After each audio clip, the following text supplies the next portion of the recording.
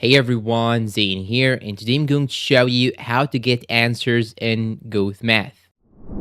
Now, the first thing you should do is to simply go to your Play Store, then search for Gauthmath or search for Gauth, and it will be displayed just right here. You just have to download it. Then once you download it, you should now open it. And for those who don't know, Gauthmath is actually an AI that is specialized in solving and analysis of the mathematical equations. So I'm going to open it just right now. It will open this page. You can simply, take a picture of the equation. Here in my case, I have this equation. What you should do is to simply take a screen of it. You can take it from your PC or even from your textbook, and make sure that you have the whole equation in this box right here. Then once you finish, click on this icon on the middle. Then it will show you the answer. As you can see right here, it showed me the answer, but it will ask you if you need this answer for a high school level or a university or college level. So you have to choose actually the level of the solution. You can also click on this three lines on the top and click on add to question bank, and here it will show you how the AI solved the equation. And you can also see another option right here. It shows you exactly the steps of the analysis or the steps of solution of this equation. And down below right here, when you go down, you will see here this option sent to an expert, but this needs you to have a subscription. So when I go back, you can simply do the same things by clicking on translate. You can also translate some text. You can also click on general if you want to capture general photos, and here you have the math, history, etc. You have also other options like physics, chemistry, literature, and you can go on your profile and click on Q&A history, and it will show you all the questions that you have asked before.